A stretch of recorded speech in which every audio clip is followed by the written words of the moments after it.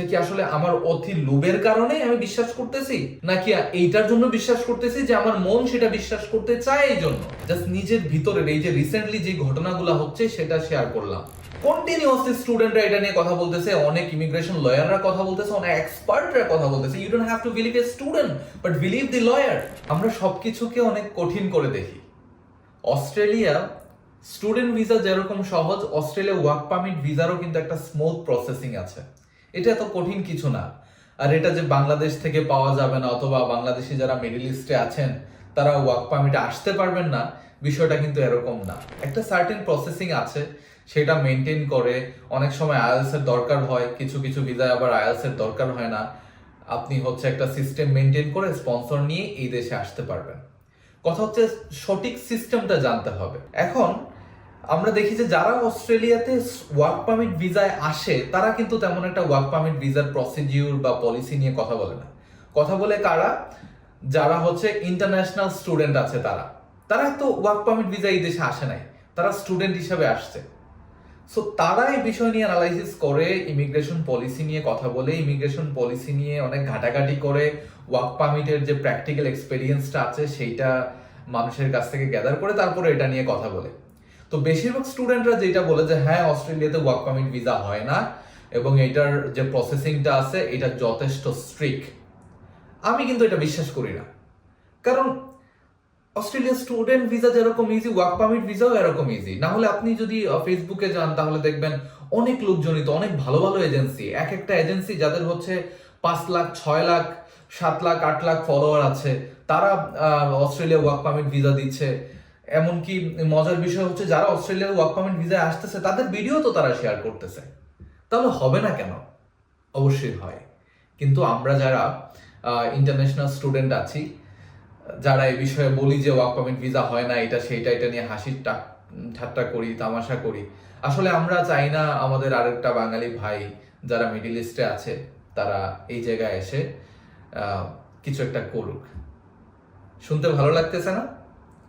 হ্যাঁ, শুনতে ভালো লাগতেছে, কারণ আপনি যেহেতু অস্ট্রেলিয়া ওয়ার্ক পারমিটের এই ভিডিওটা দেখতেছেন, তার মানে আপনি অস্ট্রেলিয়া ওয়ার্ক পারমিট ভিসা নিয়ে ইন্টারেস্টেড এবং আপনার মন জানতে চাচ্ছে যে কিভাবে অস্ট্রেলিয়া ওয়ার্ক পারমিট ভিসায় যাওয়া যায়, এবং আপনার মন আসলে পজিটিভ কিছুই শুনতে চাচ্ছে। মানুষের একটা হিউম্যান টেন্ডেন্সি আছে। টেন্ডেন্সিটা কি? যে আমরা সেই জিনিসটাই শুনতে চাই যেইটা আসলে আমার মন চায়। আমরা সেইটাই বিশ্বাস করতে চাই যেটা আমাদের মন বিশ্বাস করতে চায়। আমি যেহেতু অস্ট্রেলিয়া ওয়ার্ক পারমিট ভিসায় যেতে চাচ্ছি, এখন আমি যখন ইনফরমেশন গ্যাদার করব, যখন অনলাইনে এই বিষয়টা নিয়ে অ্যানালাইসিস করব, তখন যারা আমার পক্ষে কথা বলবে আমি তাকেই বিশ্বাস করব। কিন্তু যে আমার পক্ষে না কথা বলে এইটা নেগেটিভ সাইড নিয়ে কথা বলবে, যে বলবে এটা হবে না, আমরা কিন্তু সেটা বিশ্বাস করব না।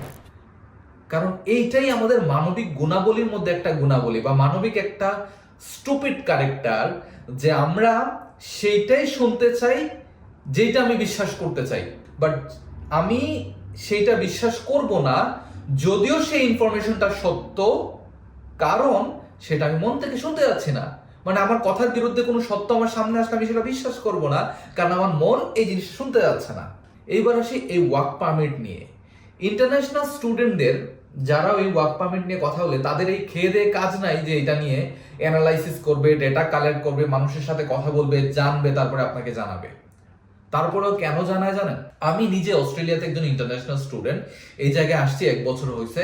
আমাকে অলমোস্ট 2 দিন পর পর মানুষরা হচ্ছে নক করে এই ওয়ার্ক পারমিট নিয়ে, এবং বেশিরভাগ লোকজন আমাকে ওরা ওয়ার্ক পারমিটের লেটার দেখায়, তারপর হচ্ছে ওরা ভিসা পেয়ে গেছে, immigrant notification paper, immigrant copy, এইগুলো শেয়ার করে, মানে ভিসার কপি শেয়ার করে। বিলিভ করতে পারবেন না, এই ভিসার কপিগুলো এতটা সূক্ষ্ম থাকে, স্টেপ বাই স্টেপ এতটা সুন্দরভাবে সাজানো, যেটা বোঝার উপায় নেই এটা যে ফেক। কিন্তু আপনি যখন এটা নিয়ে সার্চ করবেন ভিভোতে, তখনই দেখবেন যে এটা ফেক, ভিসাটা ফেক। এখন কথা হচ্ছে, ভাই আপনি বাংলাদেশে আছেন অথবা মিডল ইস্টে আছেন, আপনার যে টাকাটা আপনি সেভ করেছেন, জমি বিক্রি করেছেন, অথবা আপনার অনেক দিনের ইনকামের একটা অংশ যেটা আপনি একটা ভালো জায়গায় ইনভেস্ট করতেছেন, আপনি আপনার পরিবারের বাচ্চা কাচ্চার ফিউচারের কথা চিন্তা করে একটা ভালো দেশে যাইতে যাচ্ছেন, এটা অবশ্যই একটা ভালো পরিকল্পনা। কিন্তু আপনারা কি পেপারে দেখতেছেন রিসেন্টলি যে নিউজগুলা, যেমন হাসান নামের একটা ছেলে কয়েকদিন আগে তাকে সিডনির একটা ভিসা ধরিয়ে দিছে, তারপরে হচ্ছে সে যখন এয়ারপোর্টে গেছে এয়ারপোর্ট থেকে তাকে ব্যাক করায় দিছে। আপনি বিশ্বাস করবেন অস্ট্রেলিয়ান হাই কমিশন তাদের যে ইনকোয়ারি ডিপার্টমেন্ট কি পরিমাণ মেইল পেয়েছে শুধুমাত্র বাংলাদেশ থেকে ওরা লাস্ট যে রিপোর্ট দিল সেই অনুযায়ী গত এক বছরে অলমোস্ট ওরা 4000 এভোভ মেইল পেয়েছে শুধুমাত্র ভিসা ভেরিফিকেশনের জন্য। আমরা বাংলাদেশিরা কি পরিমাণ লিটারেলি ওরা ভিসা ভেরিফিকেশনের জন্য অনলাইনে কত সুন্দর অপশন রেখে দিছে, সেটা না করে আমরা ওদেরকে মেল করি যে হ্যাঁ দেখো তো আমার ভিসাটা ঠিক আছে কিনা।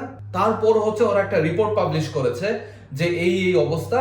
তারপর ওরা জানিয়েছে যে হ্যাঁ এখন ভিসা চেক করার জন্য ভিভো আছে, you don't have to ask me about your visa verification. তারপরে পিভিআই এর আমরা রিপোর্টটা জানি, ওরা 2026 সালে অলমোস্ট 19টা অর্গানাইজেশনকে ওরা ধরেছে যারা হচ্ছে জালিয়াতি করতো, এই ভিসা নিয়ে উল্টাপাল্টা করতো।